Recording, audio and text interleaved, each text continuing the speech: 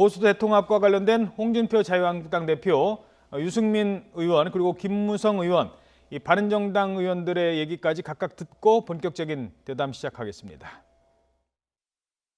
바른정당 전당대회를 하게 되면 고착화가 됩니다. 고착화되기 전에 전당대회 전에 형식에 구애되지 말고 보수 대통합을 할 수 있는 길을 여기에 대해서 우리 보수 야당들이 좀 더 효과적으로 대응을 잘 하기 위해서는 힘을 합쳐야 된다 하는 그런 생각을 지금 많이 하고 있습니다. 자꾸 남의당 전당대회를 이렇게 방해하는 이런 행위는 뭐 별로 이렇게 저희들로서는 받아들이기 힘들고요. 그 영감님은 자유한국당 그 지지도나 신경 쓰시라고. 네, 자유한국당 지지도나 신경 쓰라라고 얘기를 했습니다. 유승민 의원. 일단 홍준표 대표가 왜 전당대회 전에 보수 대통합이 이루어져야 한다라고 얘기를 했을까요? 지금 이제 말씀하신 것처럼 이제 고착화된다는 얘기를 했지 않습니까? 홍준표 대표가 이제 그거는 바른정당의 현재 그 정당 구조라든지 어떤 그 당내 역학 구도로 봤을 때 이번에는 유승민 의원이 당선될 가능성이 대단히 높거든요, 대표로. 그렇게 되면 유승민 의원은 아시다시피 이제 대표적인 자강판이겠습니까? 통합에 대해서 좀 부정적인 입장을 가지고 있기 때문에 자유한국당과의 통합에 대해서 상당히 좀 부정적인 입장을 피력할 수가 있고, 그렇게 되면 자유한국당과 바른정당의 통합이 상당히 어려워질 수 있다. 뭐 그런 부분을 우려하기 때문에 홍준표 대표 입장에서는 11월 13일 바른정당 전당대회 전에 통합을 해야 당대당 통합 내지는 아니면 당대당 통합이 안 된다 할지라도 통합을 원하는 한 10여 명의 의원이 있기 때문에 바른정당 내 그 의원들과 그 자유한국당의 어떤 입당을 빨리 이제 추진하려고 하는 뭐 그런 그 제스처를 보이고 있는 것이죠. 다음 달 11월 13일에 전당대회가 열리지만 그 전에 당대표 출마하려면 후보 등록해야 되잖아요. 후보 등록해버리면 그때부터는 또 전당대회 모드로 간단 말입니다. 그러면 그게 후보 등록도 한 20일인가 뭐 얼마 남지 않았거든요.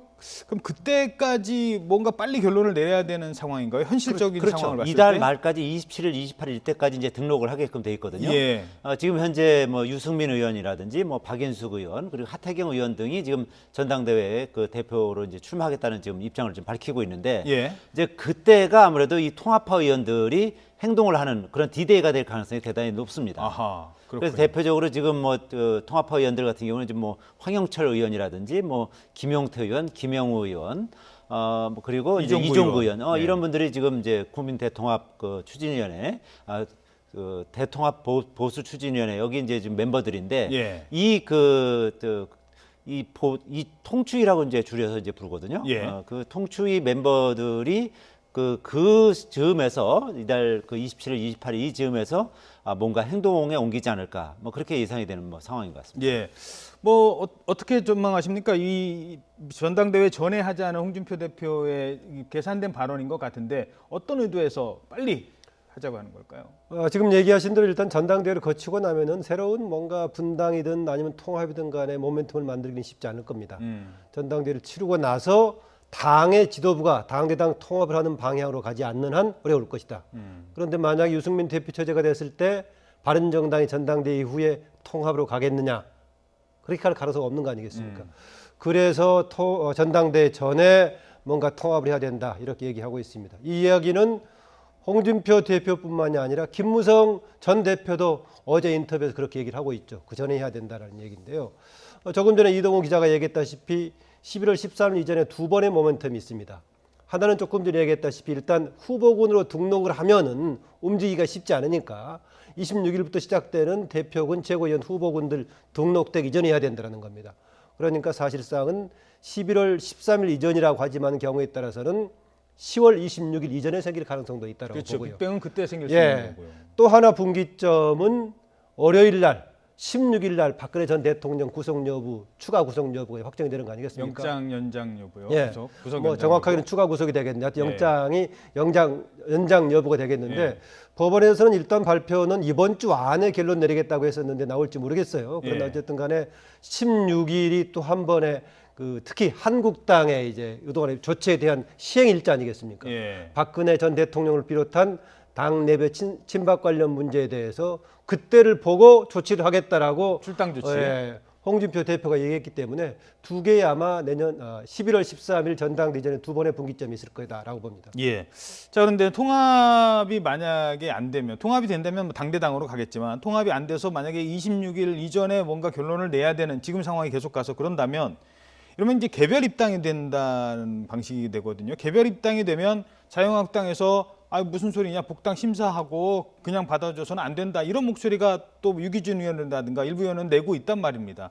또 그 모양새도 사실 바른정당 입장 의원들은 별로 바람직하지 않다고 볼 것 같은데요. 그렇죠. 지금 그 자유한국당 내 이제 친박계 의원들 사이에서 이제 그런 아무래도 이제 반발 심리가 좀 있는 게 사실입니다. 지난해 총선에서 특히 그 당시에 이제 새누리당 대표를 했던 김무성 의원이 뭐 옥새 파동 이런 걸 겪고 그러면서 상당히 총선에서 참패하는데 하여튼 일조했던 것도 사실 아니겠습니까? 물론 친박계도 뭐 공천 학살이라든지 이런 데 대한 책임이 있습니다만 그 친박계 핵심과 그리고 김무성 대표가 마지막에 옥새 파동을 겪으면서 사실상 상당히 그 표밭이 좋았었는데 거기서 참패를 하게 됐기 때문에 그 지금 그 자유한국당 내 친박계 일부에서는 김무성 의원 등 그런 어떤 김무성 계보들이 그 자유한국당 내에 들어오는 것에 대해서는 좀 부정적인 시각을 가지는 게 사실입니다. 그래서 예. 어느 정도 그것을 이제 표출할지 그 부분은 좀 의문이긴 합니다만 뭐 그런 기류가 있는 것은 확실히 사실입니다. 그럼에도 불구하고 바른정당에서 자유한국당으로 가야 된다라고 주장하는 사람들, 그러니까 김무성 의원을 포함한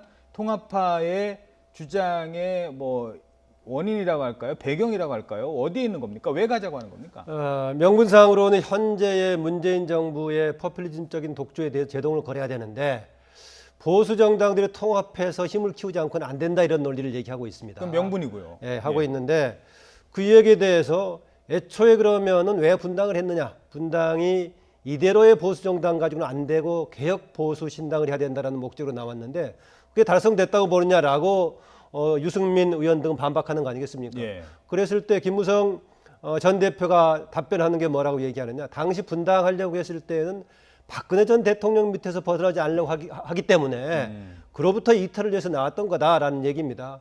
그러다 그것만 가지고 지금 보수 정당, 보수 야당이 새로 태어났다고 볼 수 있겠느냐라는 문제를 지적하니까 그 부분은 한국당으로 통합해가지고 내부에서 노력하자, 이런 얘기입니다. 예. 제가 그거 들으면서 느낀 게요.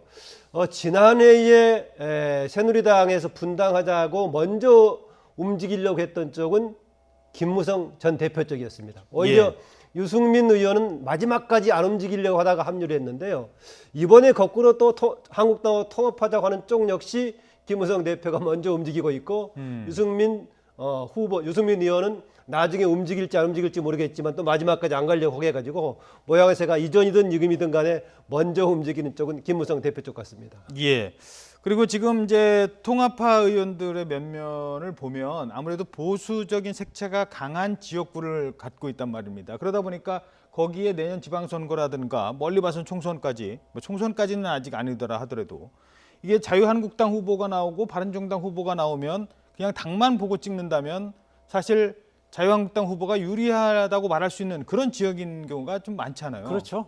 지금 이제 통합파 의원들 같은 경우는 이제 대부분의 이번 추석 민심을 이제 쭉 겪으면서 빨리 그 합치라고 하는 지역구에 민심이 꽤 있었다는 겁니다. 그러다 보니까 이제 통합파 의원들이 이제 추석 연휴를 거치면서 상당히 이제 지금 그 통합에 대한 어떤 행보를 지금 좀 가속화하고 있는 뭐 그런 추세인데, 물론 거기에는 홍준표 대표가 이제 자락을 깔아준 거죠. 지금까지는 흡수 통합에 상당히 좀 방점을 찍었다면 이번에는 형식에 구애받지 않고서 통합을 하겠다. 그러니까 당대당 통합을 하겠다는 뭐 그런 취지를 얘기를 하면서 이 통합파 의원들에게 어떻게 보면 이제 명분을 제공한 것이죠. 그래서 통합파 의원들이 또 가기 전에 또 박근혜 전 대통령에 대한 뭐 출당이라든지 그리고 친박계 최경환 그리고 서청원 의원 등에 대한 뭐 출당 조치라든지 이런 뭐 어떤 가시적인 조치가 있게 되면 통합파 의원들 입장에서는 아무래도 좀 명분을 좀 더 가질 수 있는 거 아니겠습니까? 이제 그런 부분 때문에 사실 결국 분당을 했던 것이기 때문에 예. 그런 그 명분 하에서 지금 이제 통합파 의원들이 상당히 좀 이 자유한국당과의 통합에 적극적으로 나서고 있는 뭐 그런 모양새인 것 같습니다.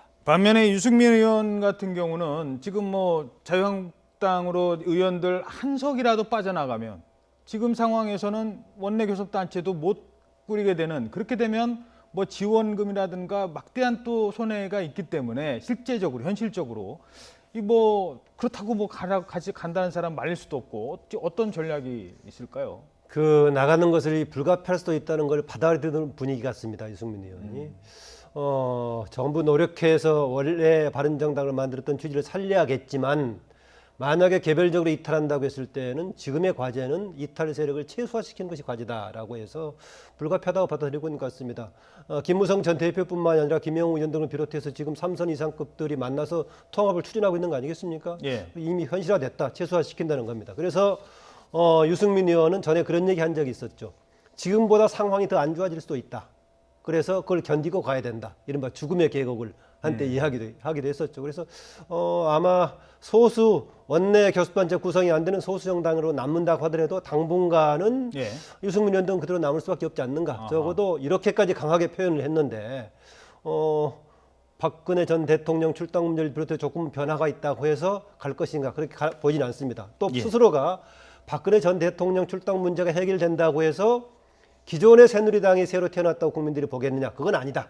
라고 얘기를 하기 때문에 적어도 당분간은 다수가 움직인다고 하더라도 유승민 의원을 비롯한 몇 사람은 계속 남아있을 것이다. 남아있다는 것은 바른정당의 간판을 가지고 남아있다는 거 아니겠습니까? 예. 그러면 형식상으로는 당대당 통합은 어렵고 다수가 간다고 하더라도요. 아마 이 절차를 논의하는 것이 양쪽의 삼성급들의 모임이 아니겠나 그런 생각이 듭니다. 그랬을 때 지금 얘기가 나오는 게 바로 이제 국민의당과 손잡는 방안도 뭐 조심스럽게 점쳐지고 있어요. 뭐 어떤 중도적인 입장에 있는 정당으로서 얼마 전에 안철수 대표와 만났지 않습니까? 네. 이러면서 더 관측들이 높아지고 있는데 어떻게 전망하십니까? 현실적으로는 구체적으로 지금 같이 손잡을 가능성은 커 보이지 않는다라는 겁니다. 다만 바른정당이 쪼개져 가지고 소수로 남았을 때 어떻게 할 것인가라는 것은 고민을 하게 될 겁니다. 그때 가서요. 그런데 국민의당 쪽에서도 역시 양쪽으로 원심력이 양쪽에 다 있습니다. 한쪽으로는 제3세력을 구축했던 바른정당과 같이 가는 쪽도 있지만은 기존에 같이 해왔던 민주화 세력이라고 얘기하는 현재 집권 여당 민주당과의 같이 가는 쪽도 같이 모색을 하고 있죠. 원심력이 양쪽으로 같이 작용을 하고 있기 때문에 그냥 현 시점에서 바른정당 일부가 한국당으로 간다고 해서 나머지가 국민의당과 합해질 것인가 당장은 진행될 것 같아 보이지 않는다. 저는 그렇게 생각을 합니다. 예, 알겠습니다. 자, 오늘부터 문재인 정부 첫 국정감사가 시작이 되죠. 의정활동의 꽃이라고 불리는 국정감사, 각 당은 어떤 전략으로 임할지요.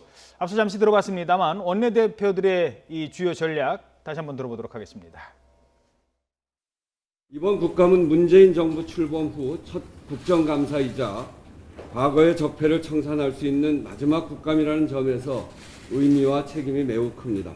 안보 적폐, 경제 적폐, 좌파 적폐, 또 졸속 적폐, 인사 적폐 등 5대 신적폐에 대해서도 진상과 규명을 철저히 해나갈 것입니다.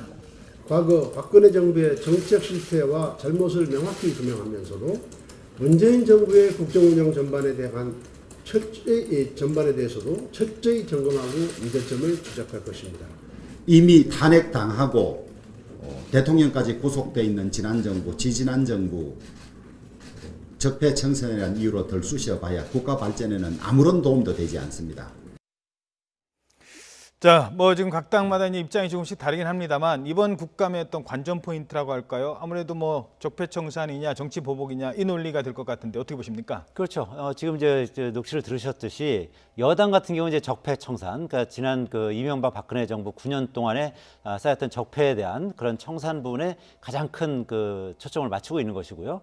반면에 야당 같은 경우는 이제 문재인 정부 들어서 뭐 여러 가지 이제 무능한 모습을 보였다. 뭐 그래서 특히 이제 자유한국당 같은 경우는 이번에 이제 무심국감이라고 한답니다. 그래서 예, 무심국감. 그렇죠. 무능심판 국감. 그래가지고 무심국감이라고 한다는 건데. 무능심판. 그러니까 뭐 경제라든지 뭐 남북관계라든지 이런 데에 대해서 좀 그동안 그 해온 어떤 행보가 여러 가지로 좀 부족하고 부실했다. 뭐 이런 부분에 초점을 맞춰서 자유한국당은 이제 집중적으로 이제 그 부분을 공략하겠다는 그런 입장이고, 반면에 좀 전에 보셨듯이 국민의당과 바른정당은 이 여당과 이 더불어민주당과 자유한국당을 동시에 비판하면서, 그러니까 지난 정부의 잘못도 이제 들추겠지만 현 정부 들어서 여러 가지 이제 부실했던 부분, 예. 뭐 그리고 좀 지나치게 빨리 뭐 추진한다든지 좀 졸속 추진한다든지 이런 문제에 대해서 집중적으로 이제 거론하면서 양당을 동시에 이제 거대 양당을 동시에 비판하겠다, 뭐 그런 입장을 가지고 있는 것 같습니다. 예. 근데 이제 야당에서 이제 추진한다는 국감, 정책 국감들의 이제 면면을 보면 흡입력이라든가 폭발성이라는 게 사실 왜 한 건 터트린다라고 하지 않습니까? 국회의원들이 국감 기간에 뭐 그런 차원에서 왔을 때 원전 이거 뭐 어떻게 할 거예요? 이거 글쎄요. 그리고 뭐 FTA 왜 그 안 한다고 했다가 재협상 안 한다고 했다가 왜 재협상 합니까? 이 문제도 그렇고 뭐 그다음에 그 최저임금제 이거는 사실 정책적으로 조금 어려운 문제이기 때문에 국감의 이슈로 만들기엔 좀 힘들단 말입니다. 반면에 뭐 지난 정부 때 계속 수사도 하고 있습니다만 이명박 정부 때 이렇게 했다더라. 이런 문제를 과연 그러니까 맞설 수 있는 주요 어떤 이슈를 잡아낼 수 있을까요? 야당에서 어떻게 보십니까? 그 점 역시 그렇습니다. 우리가 보통 그동안의 국감으로 보자면 국감은 야당의 무대라고 하지 않습니까? 예. 정부를 가지고 야당이 주도권을 가지고 비판하고 그동안의 문제를 드러내고 하는 건데 그러나 이번에는 양쪽 여야가 팽팽하게 붙을 것이다. 현재 밖에서 한쪽은 적폐청산, 한쪽은 신적폐 얘기를 하고 있는데 저는 그런 논쟁이 이번에 국정감사에 그대로 이전되리라고 봅니다. 오히려 밖에서 그동안에 있을 때는 적폐청산이면 실제로 적폐청산하는 것이지 과도하게 정치적인 쟁점화 시키는 게 좀 문제가 아니었느냐라고 얘기하는데 오히려 이번 국정감사는 그것을 공식적으로 국회 무대로 옮기는 과정이 될 것이라는 것입니다. 지적했다시피 지금 자유한국당을 중심으로 지적하고 있는 새 정부의 문제들 여러 가지 문제가 있어 보이긴 하지만은 과연 구체적으로 지적할 수 있을까라는 것인데 정치적인 쟁점화 수준에서는 계속 반복적으로 얘기할 거다라고 봅니다. 예. 인사 문제를 비롯해서요. 또 하나는 지금 적폐청산으로 얘기가 되고 있는 이명박 정부 시절까지 관련된 쪽의 문제를 아마 맞불을 놓는 방식으로 문제를 제기할 거다라는 것이 하나 있고요.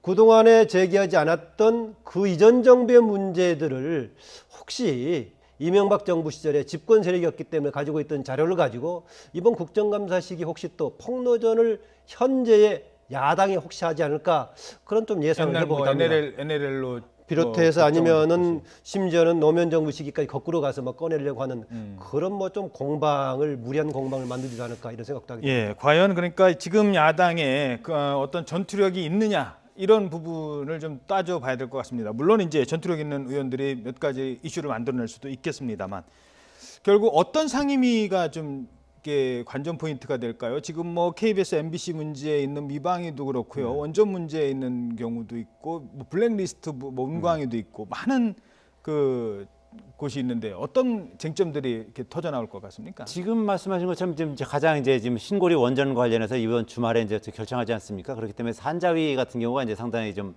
핫 이슈가 나올 가능성이 있고요. 그리고 지금 말씀하신 것처럼 방송 장악이라든지 뭐 지금 이 전 정권의 방송 장악 그리고 현 정권의 방송 장악 이런 식으로 해서 지금 여야가 첨예하게 붙어 있는 미방위 같은 경우도 이제 상당히 이제 이 부분도 쟁점이 될 가능성이 높고요. 그뿐만 아니라 이제 이 법원 인사라든지 뭐 그다음에 개혁 헌재 문제. 재판 이런 관련해서 네. 법사위 부분도 이제 상당히 헌재 소장 첨예하게 임명. 그러니까 헌재 네. 소장을 임명할 것인지 말 것인지 뭐 지금 일단 뭐 대통령은 지금 이제 김희수 헌법재판소장 대행을 이제 그대로 내년 9월까지 가겠다는 뭐 그런 입장이기 그렇죠. 때문에 이 부분에 있어서도 이제 상당히 이 쟁점이 될 것이고요. 특히 이제 법사위에서는 김명수 대법원장이 이제 이번에 임명이 됐기 때문에 이제 법원이 상당히 좀 이제 정권의 어떤 코드를 맞춰가는 것이 아니냐 그런 의혹을 이제 야당에서 제기할 가능성도 있기 때문에 하여튼 법사위라든지 이런 한 3개 상임위 정도가 가장 관심을 끌지 않을까 이렇게 그리고 생각됩니다. 또 뭐 운영위 같은 경우 늘 있는 청와대 뭐 비서실장 나와라, 뭐 정무수석 나와야 된다, 민정수석 나와야 된다. 특히 이제 민정수석, 조국 수석 출석 여부 놓고 또 그런 점도 뭐 인사 문제 가지고 얘기할 수도 있을 것 같아요. 그렇죠. 이제 인사 관련해서 이제 여러 가지로 이제 최근에 이제 인사 참사라는 얘기도 나올 정도로 상당히 좀 부실하게 이제 검증한 측면이 있었기 때문에 뭐 조국 민정수석이나 뭐 조현옥 인사수석을 출석시켜서 그분에 대해서 이제 집중적으로 추궁하려고 하는 것이 이제 지금 야당의 입장인데 그 2명의 수석이 직접 나올 것인지 뭐 그 부분도 좀 뭐 관전 포인트라고 볼 수 있을 것 같습니다. 예, 짧게 부탁드리겠습니다. 여당의 입장은 아무래도 지금 내일 진행될 방송통신위원회 국감이 굉장히 중요한 자리가 되지 않을까 그렇습니다. 이미 구체적으로 중요한 증인들을 채택했죠. 원세훈 또 최시중 또 홍보수석까지 다 포함되어 있기 때문에 내일 중요한 분기점이 될 걸로 보고요. 역시 또 외통위가 이번에 외교안보 모든 것이 갈려 있어서 야당으로서는 현 정부의 정책에 대한 공세의 무대가 되지 않을까 그런 생각을 합니다. 예, 알겠습니다.